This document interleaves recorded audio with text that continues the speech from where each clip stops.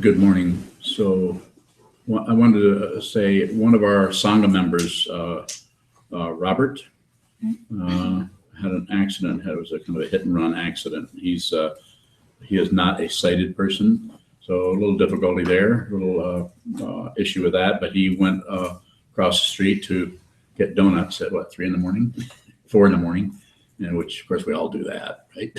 So he does. So anyway, he was struck, and we were very, very concerned about him. He was in the hospital and really had great difficulty. So he, was there anything else I should say about that before she reads the letter? You can think of Chazan. So Chazan and Senchu visited them, and anything? Much better. Yeah, he's done much better. Huge difference. So when we first saw them, he did not look good in the hospital. So they sent a letter back, and we wanted to read that, and Senchu is going to read that. You should come up here and read it, and position this so you can. Onion, could you help her position it? She could just maybe sit. Okay, you sit right on that. There you go. Okay, this is a letter from Jay and Robert. Dear Sangha, you'll never know how much we appreciate your continued support. It brings tears to our eyes many times a day to consider how absolutely loving, caring, and close you've been. I've been reading your emails to Robert as they come in, and he would like you all to know that this, as much as any medical intervention, has kept him with us. Robert is moving tomorrow to Mary Freebed Rehabilitation Hospital in Grand Rapids, where they expect him to stay for only 5 to 10 days before going home for outpatient services. Robert is awake, alert, and having full conversations. More importantly, he's joking, laughing, and beginning to play his instruments again. Thank you all so much for being with us in this incredibly difficult time. Whether you've sent messages, sit with us, or send out your love silently, the fact that Robert is making a full and efficient recovery is an amazing gift. Thank you for the opportunity to receive your kindness. Thank you for giving me back my best friend. With love and with limitless gratitude, we bow to you, Jay and Robert. Thank you so much. And so Robert is only, 20? A young guy. So we did find out they are moving directly to Saginaw after Mary Freebed, and they have set up a fundraiser website to help cover some of the medical bills that Jay said he would send to us if anybody's interested. Okay, and we can put that on our website as a way of contacting and helping them.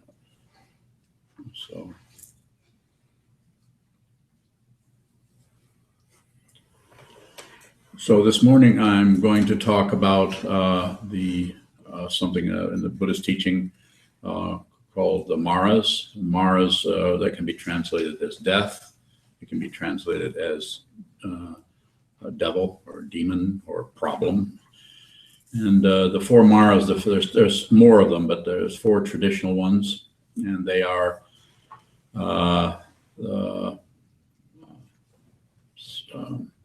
Skandamara, Devaputra Mara. Let's see if I can recall them. Can you help me, Rachel? Just spelling her name for me. Klesha Mara, Skandamara, Mrityu Mara. I'm not sure if I'm pronouncing the Sanskrit correctly. But the Skandamara is the one where the 5 skandhas of our body are form, of feeling. We have form. We know we have form. It's very convincing, isn't it? From here, form, feeling, perception. We through our senses we perceive otherness, everything else that's going on, or even that in our own body-mind complex. And form, feeling, perception, a concept or memory, or all that we have, all the complications that we have, all the stories we have, all the memories that come along in the form of concepts and so on, that we name things and so on like that. So form, feeling, perception, concept, and consciousness are the 6 sense fields that we talked about, or I talked about in the meditation of, you feel, you see, you smell, you taste, you hear, and you see, think, and all of these things are collaborating with one another, even though they're very separate. As far as we know, the sense of smell can't see, and the sense of seeing has no idea what smell is. So those things are very interesting in that they're very, very separated. But then when you begin to see the separation, acknowledge the separation, you begin to see where there's some kind of an overlap there. Even the words sometimes that we use, like the word texture, can be applied to any one of the sense objects. You have texture, and when you see something, there's texture. When you look at fabric or textiles, there's texture. When you have thoughts, sometimes the texture of thoughts are very rough. Sometimes there's texture in music. Very definitely, if you listen to much music, you can sense there's a component that could be conceptually called texture. So this particular Mara, or problem, or devil, however you want to say it, is something that convinces us that we're solid and real. We're not doing away with anything. We're just saying that doesn't add up to an actual solid, ongoing being or person. Everything is constantly changing and changing and changing. And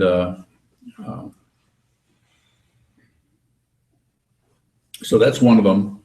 Klesha Mara is another one. That the kleshas are basically the three poisons, or passion. I want it, give it to me. I'm going to take it. I crave it. I lust for it. Me, and what I want. What I'm not getting, but I really want that. We tend to fuel that. And that particular Mara is based on getting so fixated on that the rest of life starts to disappear, because we're so determined to get our way. And so that's one of them, the idea of grasping. And then the other one is the idea of rejecting, or going to war, or getting rid of something, or pushing something away. And then the third one in the Klesha Mara is ignoring, shutting down, closing off, distracting oneself, seeing something, or something is right in front of you, and you just don't want to do that anymore. And quite often we'll be standing, having a conversation with someone, and we think, and they're listening to us, and we're doing fine for a while. And then it's almost like some kind of film comes over their eyes, like they no longer are hearing you. And it's enough to cause you quite often to just stop talking, because you notice you really lost them. You may blame yourself. Oh, I'm not very interesting. You may blame them. They're a dodo. That's just the word I often use. And they're distracted by something else. It's not a matter of correcting that, or who's right or who's wrong. That's a misunderstanding of what's going on. It is a matter of being aware of it, of being aware that when we shut down, to actually begin to be aware of the way in which we kind of turn things off that we don't care for, or turn away from it, or back up. We're not saying march right into it and get aggressive, and try to handle it that way. But what is being said is just to spread your awareness and try to see what's fundamentally going on, and see it through contrast rather than see it through right and wrong and praise and blame.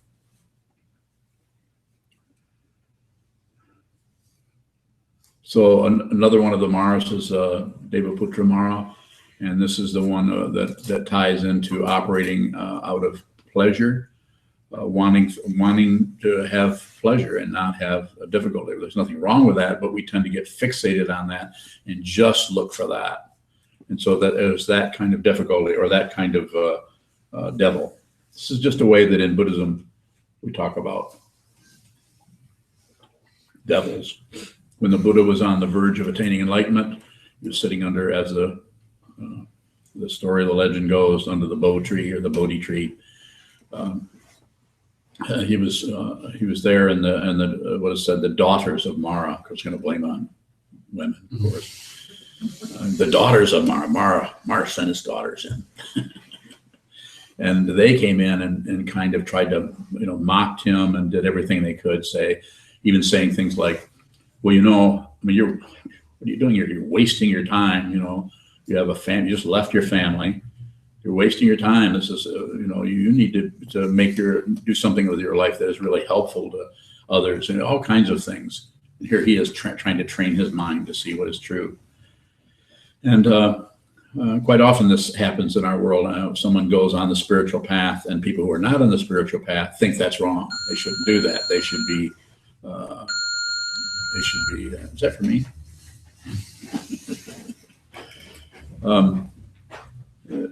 And so anyway, we go into what? Judging, condemning, accepting, rejecting, evaluating. It can get pretty intense. And the Buddha was, we don't know what he actually felt like, but one of the symbols for his understanding was very, very simple. It was just body language. Rather than respond, when I say that, who knows what he said? He might as well have said shoo. Might have said, or he might have ignored them. So, unlikely. But one of the things that he did, and we even see sculptures or pictures, paintings, tankas of the Buddha doing what's called sparsha mudra, where he's sitting with one hand here in the meditation posture, and the other hand is reaching over his knee and touching the ground, touching the earth, and saying, and he's basically saying, when they're saying, how do you know you're enlightened? How do you know you're awake? What makes you think you've accomplished anything? And he touches the ground and said, this ground, this earth is my witness. So he didn't have any backup other than the very ground he was sitting on. So his realization was a powerful realization, the kind of confidence that you don't see very often.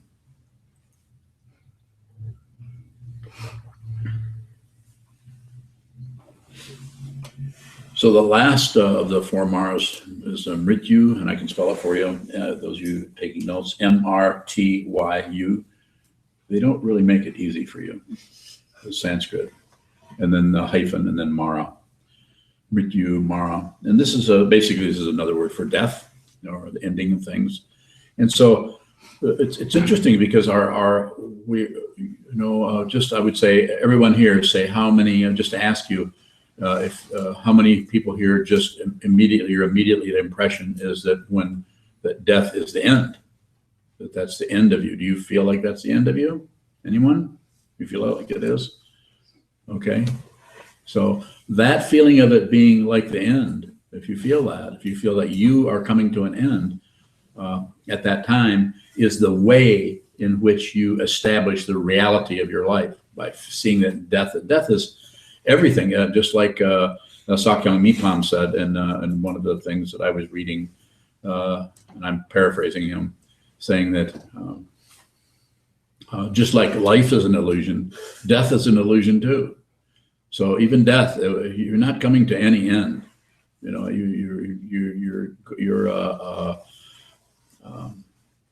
unstoppable. It's unstoppable.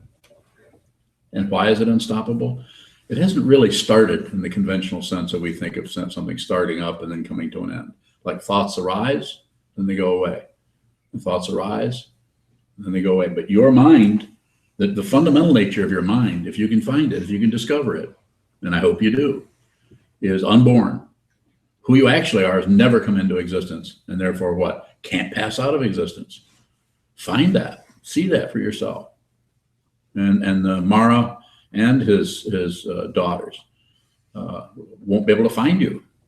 I mean, they'll find you, but they won't know what to make of you because you're not pushing and pulling on anything. You're no longer engaged in passion grasping. You're no longer engaged in warfare or aggression, no pushing on anything. You're no longer shutting anything out based on ideas of hope and fear or anything. So you're no longer manipulating what happens in your mind. You're just what? Just present. Just present. One of the close analogies to the nature of the mind is it's like space. The actual mind. What arises in the mind are like clouds, clouds in the sky. Those are another image for thoughts or emotions or feelings or things that come and go. Sky doesn't really come and go. It might change how it looks, but it doesn't go anywhere.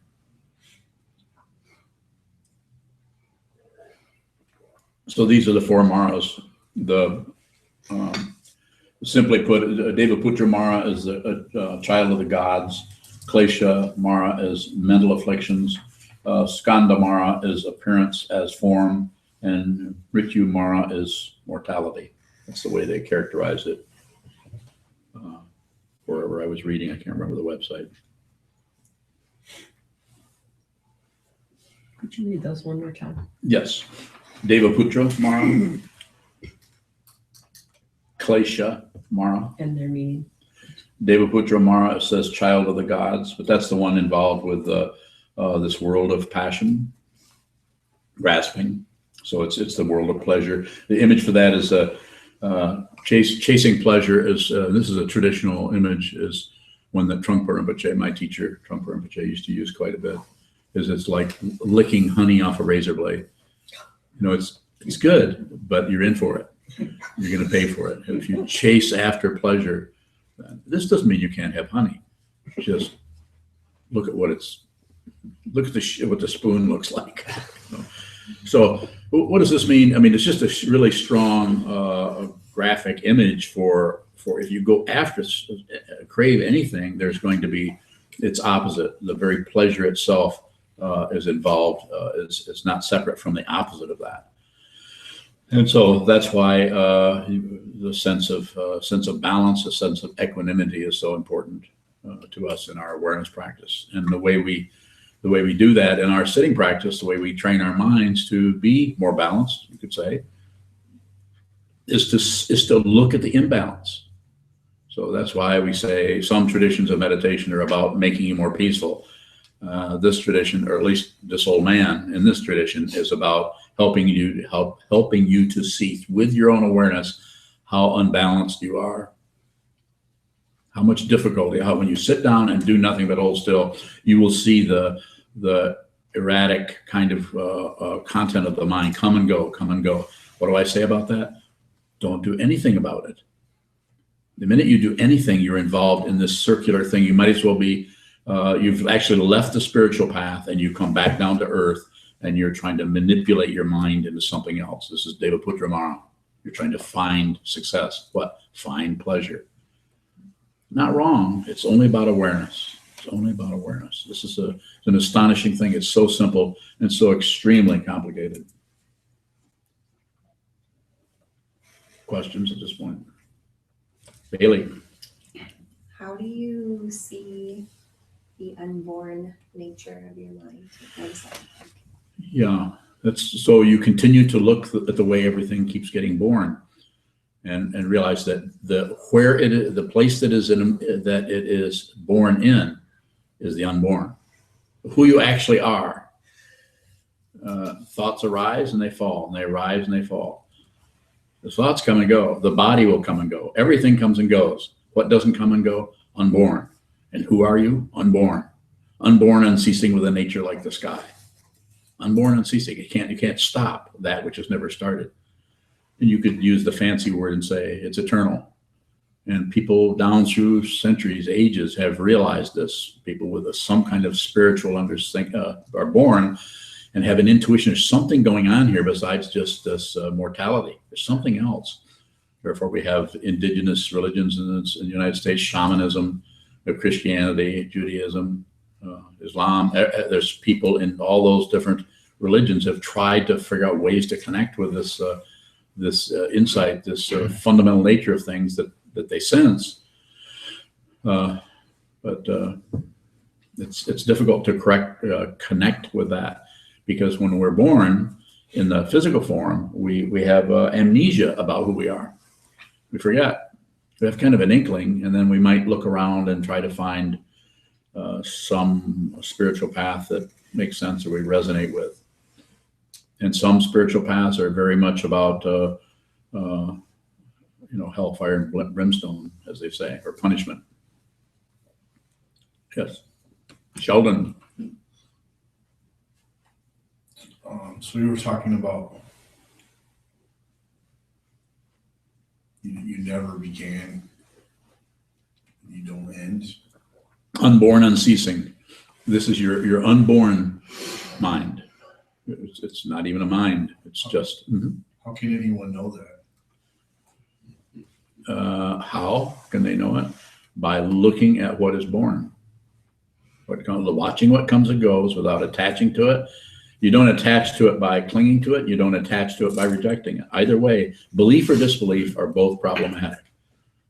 If you believe something is true, your awareness goes. If you believe something is not true, your awareness goes. It doesn't make that sound I just made, but probably. But your awareness is shrunk into your opinion. It's a concept. It's an opinion. We're not trying to say stop having opinions, but when you're using your opinions in place of to cover up your wisdom, then based on fear, then that's just as difficult. Just makes your life more difficult. It'll make lifetime after lifetime difficult. You have to see clearly. Yes. So isn't just talking about that and being having no beginning and no ending, isn't that believing something? I don't know. Check it out and see. Ask me. Did you just do that? Asking you. No. Because I neither believe it nor do I disbelieve it. It's just a way of teaching. It's a way of teaching. It's a way, when we see that everybody thinks that things are born, we teach the other way. Things are unborn. And then if you start teaching that and saying things are unborn, and if I hear you doing that, I'll say, that's not true. I mean, I may. The idea is to get each person themselves, to actually, you have to realize it yourself. You can follow someone else. You can follow a teaching person. You can follow Muhammad. You can follow Zoroaster. You can follow Christ. You can look at anybody. You can look at the shaman down in South America, go down there and take some ayahuasca and try to do it that way. I don't recommend it. I'm not saying it's wrong. I'm just saying I don't recommend it. I would rather you sit still and look at the wall. Yes. How is seeing something true for yourself different than believing it? Because you realize that when you see what is actually true, it's unconditional. It's true, and it's unconditional. It doesn't have conditions. If it has conditions, then it's relative truth. It comes and goes. It's true one day and not true the next. More? There's more there if you want to ask it. And can you say that you believe something after you've seen that it is true? Or would that be it? No, you don't need to believe it. You know it. When you believe something, you think that it is true, my understanding of it, without really knowing for sure. Because if it's for sure, then everyone, if it's a fact, then everyone, it is a fact that this is wood. So I don't have to believe it's wood. Now, if we're in the other room and you say there's a piece of wood in the other room, then I might have to, give you the benefit of the doubt, but I wouldn't have to believe it. I wouldn't have to do anything with it until I actually saw the piece of wood. So it's complicated in terms of the levels of awareness. It's like I'm always using the example of dreams. When you're in the dream, that's real. I mean, you believe it. Wouldn't you say? Did everybody have a dream last night? Pick out one image in it. Is it true or not true? It's both. It's both true in that you had the experience, and it's untrue in that it's not anything that is substantial. It doesn't last. As the Tibetan teaching says, the dream you have at night, the dream you had last night is a sample dream. It's something that shows you what a dream is. This is the real dream. Wake up from this dream, and you are liberated, and nothing can frighten you again. This doesn't mean that you have some kind of omniscience where you know what's going on in the middle of the jungle in Honduras, although I happen to know. Birds are chirping. More, Bailey? Can you really know something? Not really. You can't really know anything for sure. If you know something, then it's over there and you know it. You can just be, and everything else is coming and going.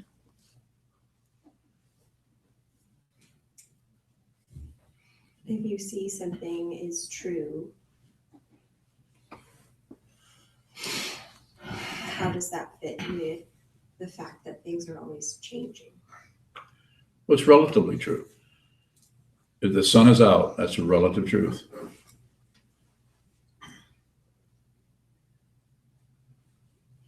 More? It's a relative truth. So we have relative truth. We live by that all the time. But then, so it's necessary to not leave relative truth and go into some kind of a God realm or mystical kind of thing where you don't even know about gravity anymore. More. If something is ultimately true or absolute, Yeah. does that change?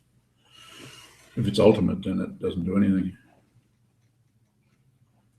In order for there to be relative truth, there has to be some kind of foundation for it. There has to be, if there's relative truth, up and down, up and down, up and down, that's relative truth. Or this is here and now it's not here. It's here, so it's relative truth. In order for there to be that, it needs to rest on what? Its opposite. It gets its meaning from its opposite, which is what? What is it? The opposite of Relative truth. ultimate truth. Ultimate truth. Smart guy. And so ultimate truth, by the very nature of it, you can't locate it, you can't find it. And unborn means that fundamentally you're not separate from it. You're separated. You will keep separating until you realize that you'll continue to separate in some way, whether in this world or another world. In the dream world, we separate and we have beliefs and opinions in the dream world, just like we do here. We might dream that we're a different person, or dream that we meeting people that we've never met before. But we're not, generally speaking, although there's something called a lucid dream. But most dreams, you're in the dream and you don't remember laying in a bed. You're sleeping. Who you are is not, attached to things in the way that, or connected with things in the way that we believe there. We believe we're a solid person.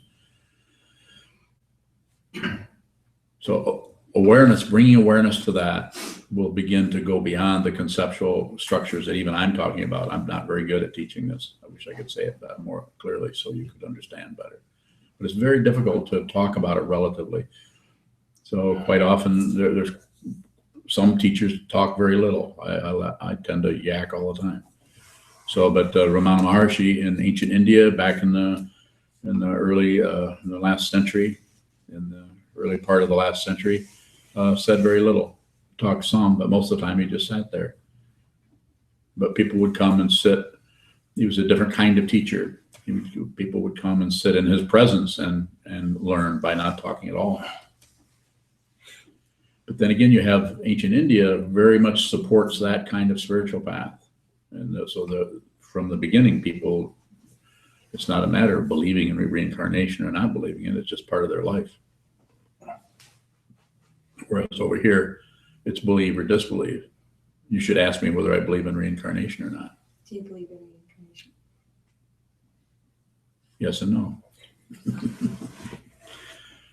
No, I don't believe in anything. Okay. How is negativity used to support an identity? Paraphrase yourself. I follow what you're saying, but how is negativity used to support an identity? I can think of lots of different ways. I'm trying to figure out which one you're asking about. How does what is the desire to grasp negative emotions and feelings to feel like I'm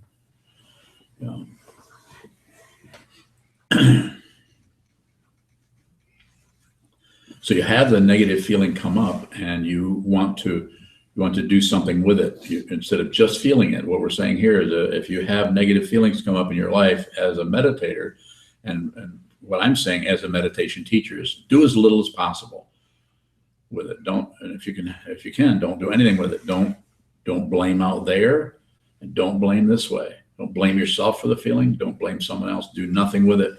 You do nothing with it, then you begin to go down into it. And that can be very painful and difficult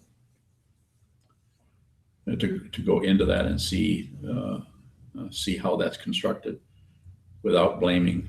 It's not that there isn't somebody something causing this, causing that, causing that. It's just if you go into the blaming part, you go right into it's like a Mobius strip, or an endless loop. You just keep going around and around. Praise and blame, praise and blame. Praise because I've discovered it. Blame because that's what I've discovered. And it just goes on and on. We do it in our minds all the time. And what's being said is hold still and train your mind to just see what is happening.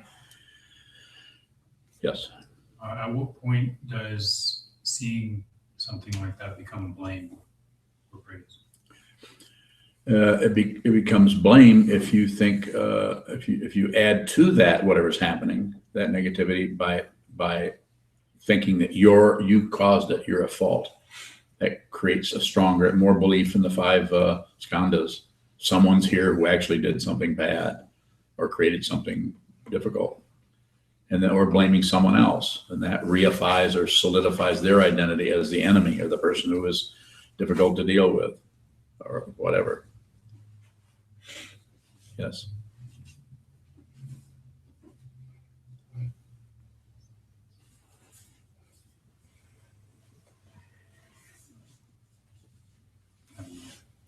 Michael. How is not doing anything with it and ignoring it the same and different? Not doing anything with it is just like, here, let's say this is something, we'll use this as an example. This is a snake. Okay. Let's see which end would be the front. There. This is a snake. Okay, this is not doing anything with it. And this is ignoring it. And also putting something on the snake. Like if I'd closed the door, that snake wouldn't be in here. Blaming yourself, Or if Shoka had closed the door or put no snakes allowed sign out like I told him to, I wouldn't be have problems with this snake. He is such a dodo. On and on, and our mind keeps cranking up ideas, and if that'll start to fall away, then we'll come up with another one. And this is why it's so difficult, because relatively speaking, it's true. Relative, and when someone killed somebody, relatively speaking, they did it. But the blame that is put on the person who did that is misunderstood. Don't misunderstand me. I'm not saying that all murderers should go free. I'm just saying we need to look more closely. We all need to look more closely at actually what occurs, because we don't know what caused that person, all the causes and conditions that came up behind that perpetrator, murderer, that caused him or her to do something that terrible and violent. And then there needed to be somebody there. So that person is part of that. We're not saying praise and blame, but if you can, at least see the way you're doing that. If you see the way you're doing it, it'll start to lift, and you'll start to see more clearly what's actually happening under the surface. Same thing is happening in your mind. The same way we tend to push on or pull on or some kind of, we need to have it different than it is. Second noble truth of the Buddha, wanting things to be different than they are, leads to what? The first noble truth, or suffering. More. Yes. Yeah, from Sandru. Sandru. He has 2 questions. Yes. The first one related to the Mara of death. Yes. Is awareness without reference that mental continuum not arising or ceasing? Read that again. Related to the Mara of death. Is awareness without reference that mental continuum not rising or ceasing? Yes.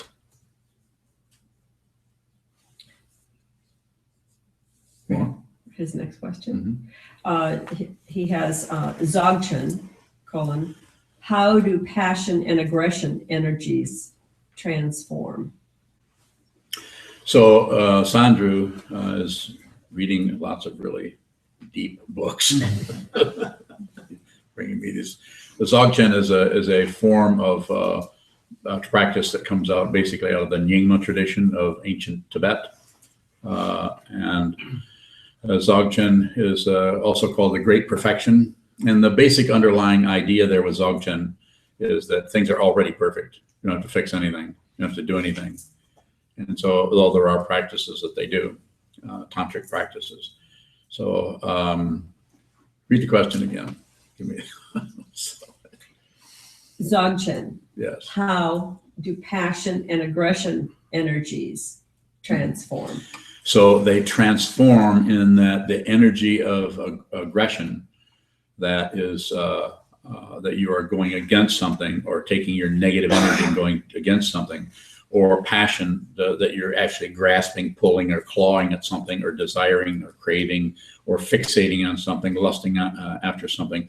Those energies are just energy. They're just energy. And when there is no longer a solid being or self behind it, which needs to be seen by you. When I say by you, it needs to be seen by the unborn. When that is seen, then that energy is still there, and it can be it's called transmuted into compassion for others. That same energy that was doing that is now in the service of kindness, helping people, but not interfering with them, allowing them to have their karma, allowing them to, if they need to go jump off a cliff, don't get in their way based on your idea that people shouldn't do that. Very difficult to see someone that they look like they're doing something very negative, it's going to be harmful to them. You need to really give them the benefit of the doubt and get it, because they don't trust themselves. There's a good chance. But so it could start with you actually are going to trust them. That really registers with people that have never had any respect from anyone. And suddenly they meet someone who respects them. And you can't do that if you haven't transmuted these energies in yourself, because when their energy comes up, your energy will come up with it. It's like when somebody gets, maybe you've noticed, I'm sure Sandra hasn't noticed this, but maybe you've noticed that sometimes when you're around somebody who's really angry, you might start to feel anger also. You might start to resonate with that somehow.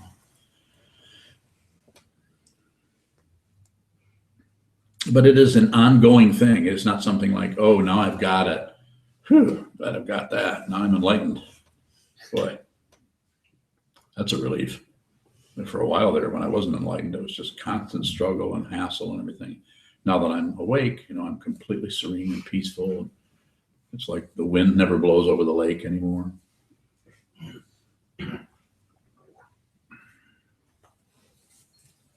More questions from Sandra? Not at the moment. Okay, good one. Yes. How can we better understand or look more closely at what happens at death? When we're dying?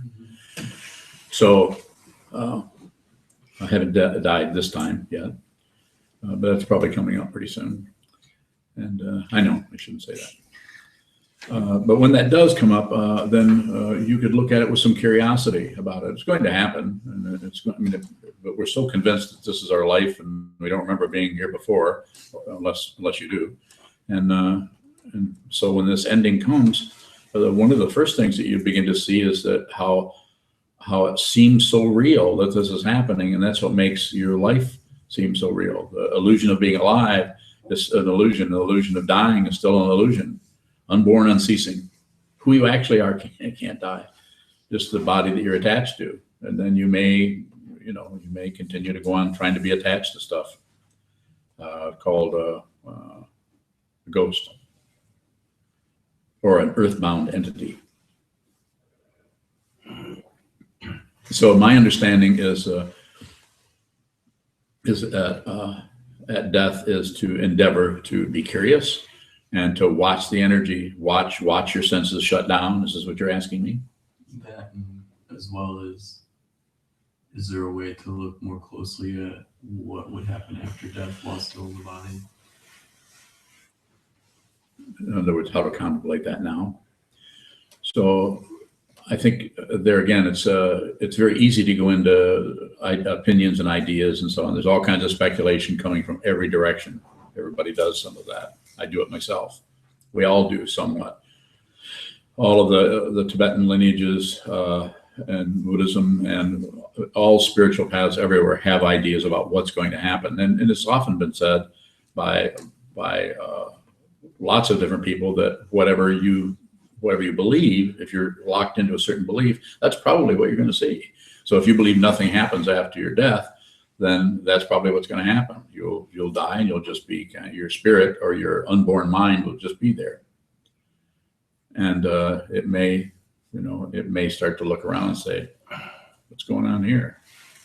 And then you may see your body fall, but you're not going anywhere because you're not a body. So practicing that, as I think that's what you're asking about, I would say, be curious and look at it and see for yourself what's going to happen. See for yourself. We sometimes, yes. Wouldn't it be good to look at birth then too? These two opposites? Yeah, you could do that, but you're in the middle of death, so it might be good to. I mean, look right at that. Everything is coming apart. So bring your awareness, and if you've actually worked with your awareness a lot, then there's going to be some fear and some trepidation. We don't know exactly for sure, but bring as much awareness to it as you can, and so that way you can see for yourself. Scott. Going back to the transmuting of the passion, aggression, energy. Yes. You had said compassion comes up for others. Yes. Is that, say, a byproduct, or is that something? It's energy that it no longer has a personal agenda, other than if you're Passion for others. Passion, compassion. The compassion. Passion, passion gets transmuted into compassion or feeling for others. So you've got all these people that are still confused, going in circles, hurting themselves, hurting others, maybe hurting you, and going around and people doing it in terms of whole nations going to war and everything. You see that people are so confused. So you would begin to have compassion, or you would begin to resonate with that kind of that transmuted energy would be about others, not about getting your way. It's there's a saying in Tibetan Buddhism for practitioners: "If it's better for me to live, let me live. Better for me to die, let me die." It's a very matter of fact. It's not really even nihilistic. It's just saying, I'm fine with if the weather changes. I'm fine with that.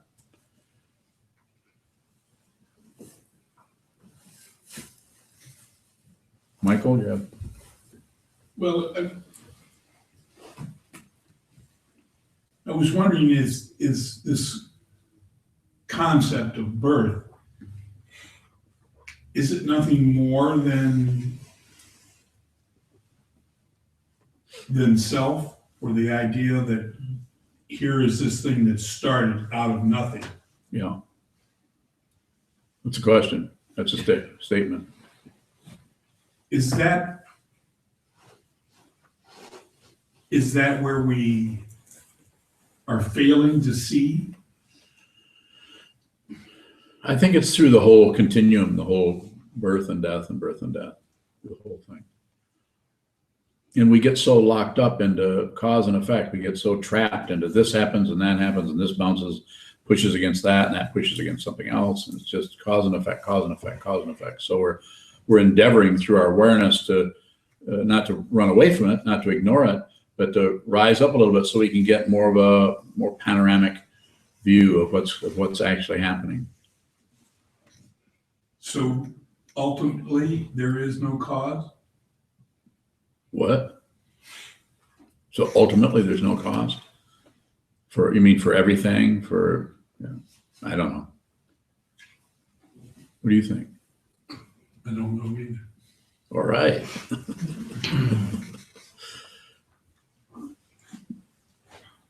Maggie. Passion and aggression are they what fuel the sleeping dreams and the waking dream? Mm-hmm. Yeah. Looks that way. We still have some time. Further questions online? Yeah, there's a follow-up from Sandru. Yes. So he says, or asks, so enlightenment is like riding the waves? And then a follow-up, or recognize I'm not separate from the waves?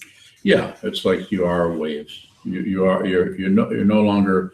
I'm not saying that your own emotions will be, you'll be above everything and you'll no longer have any negativity or anything, and you'll be somehow have this open view where nothing ever bothers you and anything negative happens is you're above all that because you're so smart or you're so aware. But it's more that you're not separate from it. So you actually you actually participate, you actually are part of. He's using the example of the ocean and waves. One of the examples that's used there is that who we are, we're actually the ocean, and then the waves are like thoughts, or they come and they go, and they come and they go. And so, and he's used to use that. I would say, yes, you realize you're not separate from it. That you are waves. You actually are everybody you see on some level. Everybody you meet. Further questions, please.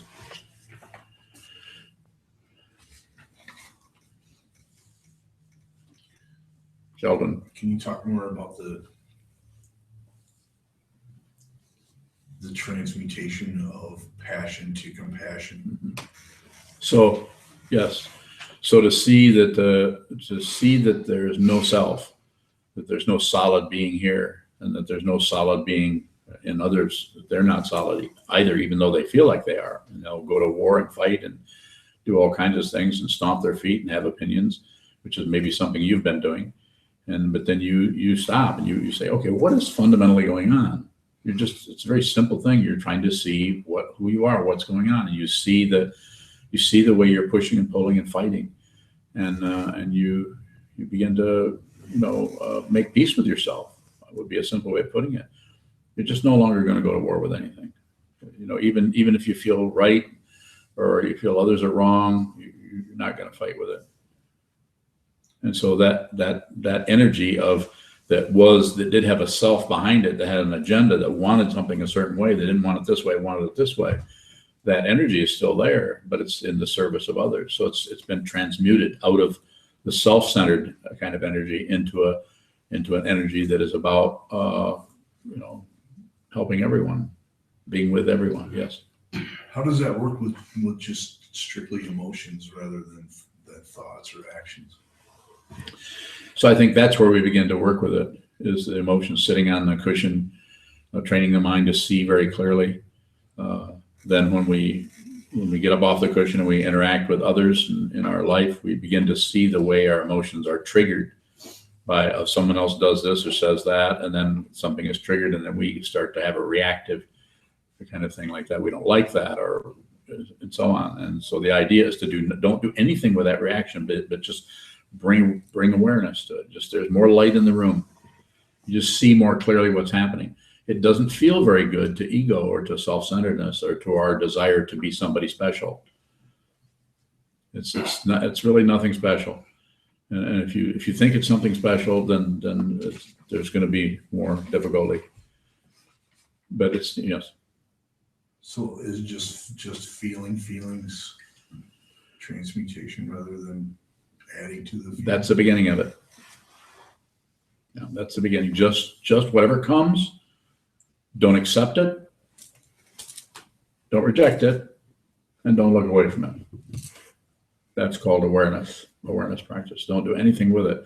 And then if out of that awareness you do need to do something, then you will do it out of awareness rather than out of some self-centered passion, aggression, ignorance, or hope and fear. You won't be acting out of hope. They'll sometimes say, well, how do you react to this and that? And I say, and insofar as I can, I don't react. As far as it's possible, I do some. But reaction means that this happens and then you react, but you're reacting out of fear. You're reacting out of hope.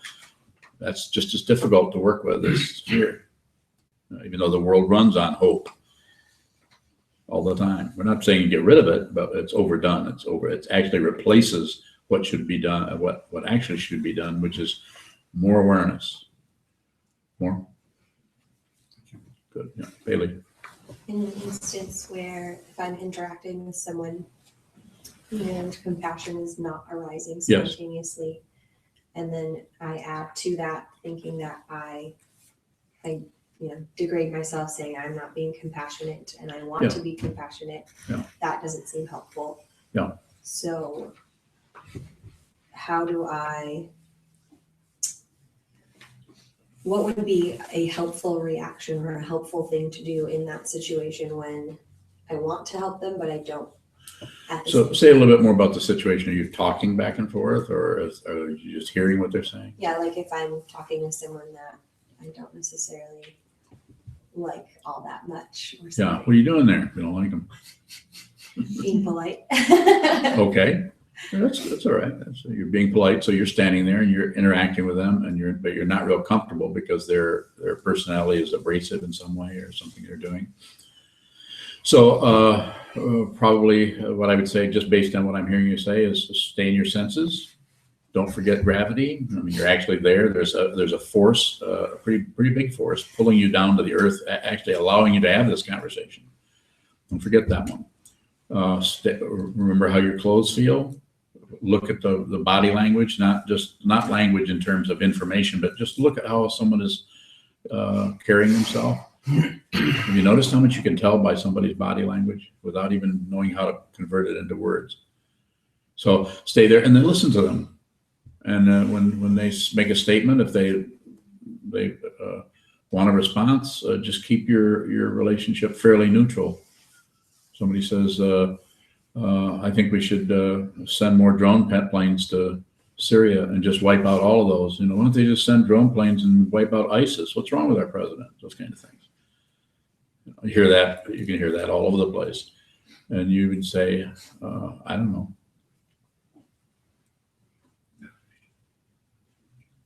It's difficult to say, I don't know, when you'd like to say, why don't you shut up? Or I hate you. Or if you only knew how I felt about you.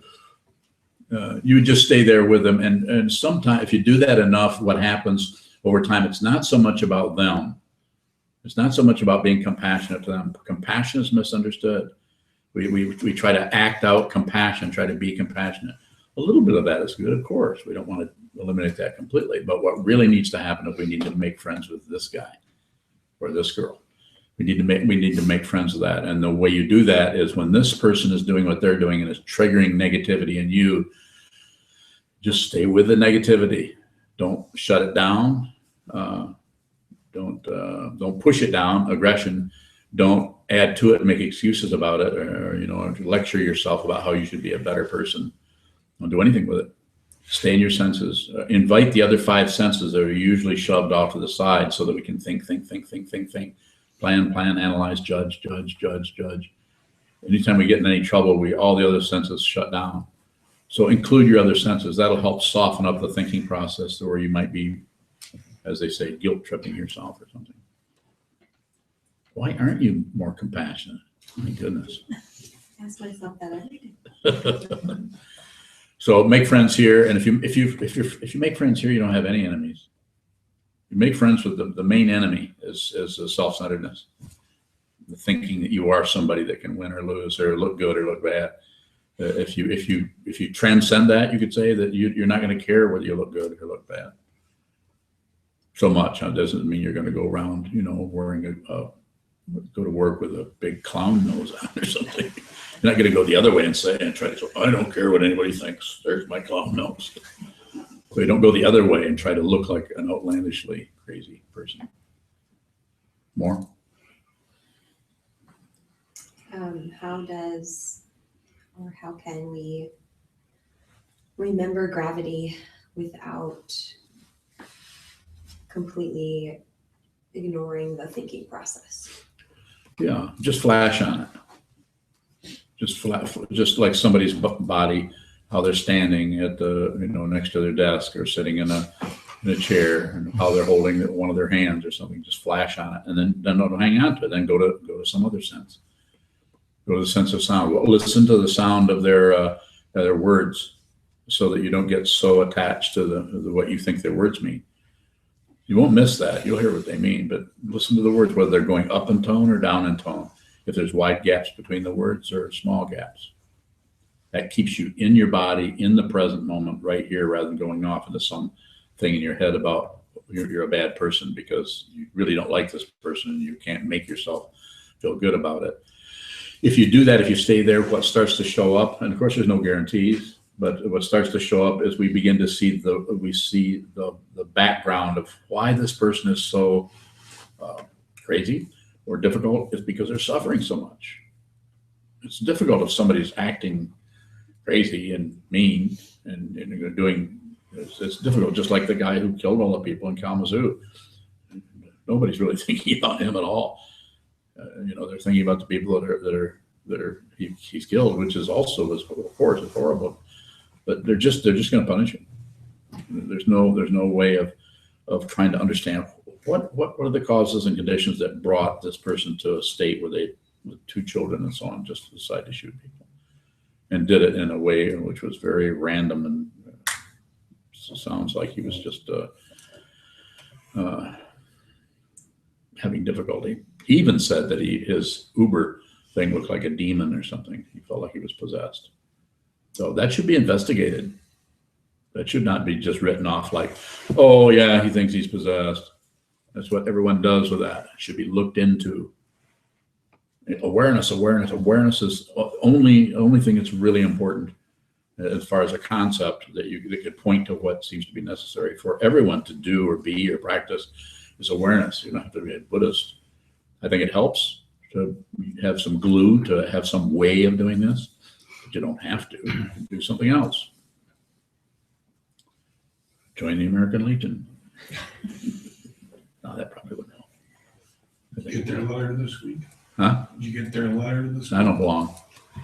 I don't either, but I still get letters. Do you? Yeah. Yes. There's one last question, comment from Sandru Yes. regarding not separate from the waves. Yes. He asked, so the tsunami is real and me and still the ocean? Read that again. So the tsunami is real and me and still the ocean? It's since you're taking it that way, Sandra, I'd probably have to talk to you personally back and forth, which is going to happen in May, I think, when he comes from New York. This is a difficult part, is it's both real and unreal. You have to, when I say you have to, you can do whatever you want. But as far as awareness practice, we have to get our mind in such a way that we can both believe something is true and disbelieve it at the same time, or do neither, which is the same thing. It's both real and unreal. It's called non-duality, not two. There's an ancient teaching goes back before the Buddha, ancient India, Advaita, which talks about this, the spiritual path of ancient India, or Hinduism, as it's sometimes called. But the tsunami, the intense weather that's happening in the ocean, and you are not separate. They're separated. And if you look at the way in which things are separate, if you sit and do sitting meditation and watch the way thoughts work, watch thoughts come up, you have to do a lot of it. You'll watch the way thoughts are both connected with each other and not. It's very difficult to see the front of the thought, the main body of the thought, and the tail of the thought as it's leaving. But it's possible, yes. So is compassion non-separation? Compassion is the active word of talking about a feeling for others, but the actual compassion itself is not separate. You don't even know if you're compassionate. So if you think you're compassionate, probably not.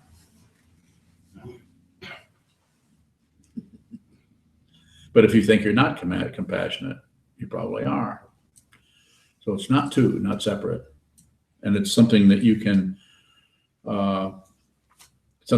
practice, and you will get a deeper and deeper understanding, maybe an understanding that it will be in such a way that you might not be able to tell somebody else what's going on, and someone asks you a question about it, you might not be able to say exactly what it is, but you'll be fairly clear in yourself about what it is.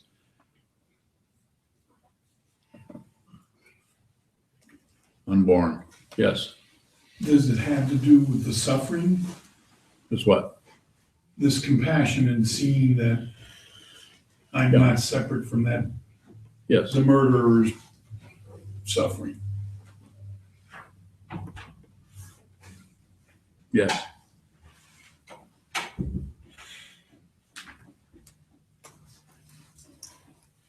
Any questions? Michael, any questions? I've just got a lot of thoughts today, maybe next week. Thoughts? Okay. Maureen? Anything? Rachel? R-A-C-H. Rachel. Anyone else? Gentleman in the blue shirt. There you are. No, just listening. Okay. Okay, I guess we can close then. We'll dedicate the merit.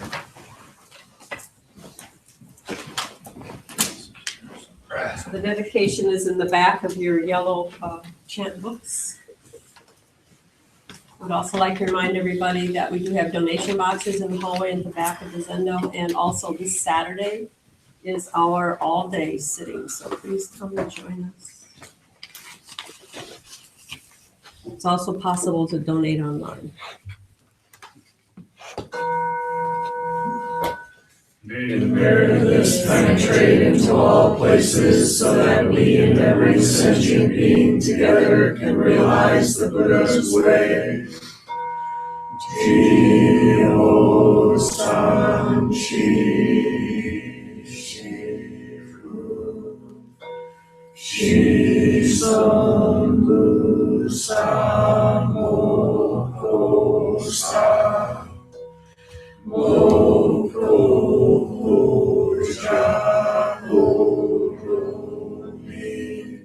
The 10 directions, the 3 worlds, all Buddhas, all venerable ones, Bodhisattvas, Mahasattvas, the great Prajna Paramita,